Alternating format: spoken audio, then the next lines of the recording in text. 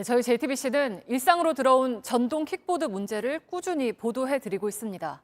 한 달 뒤부터는 전동 킥보드를 만 13세, 그러니까 중학생부터 오토바이 면허 없이도 탈 수 있습니다.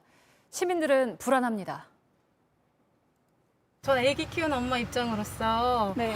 이런 만 10세 이상 아이들이 하면 그 아이들이 어른들처럼 법을 준수를 할까 모르겠고. 좀 속도도 빠르고 그래서 위험하고 만약에 또 청소년들이 탄다고 그러면 사고가 좀 많이 날 것 같거든요. 그래서 좀 규제가 필요하지 않나 저는 그렇게 생각을 합니다. 킥보드 사고는 늘고 있는데 거꾸로 안전 기준은 낮춰버린 법이 어떻게 통과된 건지 송승환 기자가 그 과정을 되짚어봤습니다. 전동 킥보드를 중학생부터 이용할 수 있도록 한 도로교통법 개정안은 지난 5월 20일 20대 국회 마지막 본회의에서 통과했습니다. 원래 전동 킥보드는 오토바이 수준의 규제를 받았습니다. 오토바이는 면허가 있어야 하고 안전모, 즉 헬멧도 착용해야 합니다. 쓰지 않으면 처벌받습니다. 그런데 규제가 심하다는 지적이 나오자 전기자전거 수준으로 낮춘 게 새 법의 주요 내용입니다. 어떻게 이런 결정을 한 걸까? JTBC가 국회 본회의와 상임위원회 회의록을 확인해보니 관련 토론이 전혀 없었습니다. 6개 의원실에서 관련 법안을 냈고 경찰청 등 관계부처가 TF 회의를 거쳐서 하나로 합쳤다는 내용만 있습니다. 소위원회 회의록엔 전문위원이 이 TF가 만든 법안을 설명하고 의원들은 다른 의견 없이 동의한다는 내용만 있습니다.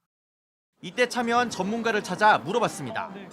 전기자전거가 예전에 이제 13세 이상으로 돼 있어서 거기에 맞춘 걸로 알고 있거든요. 속도라든가 이런 규격도 다 전기자전거 수준으로. 경찰청도 전동 킥보드와 전기자전거를 같게 봐 같은 의무를 부과했다고 설명했습니다.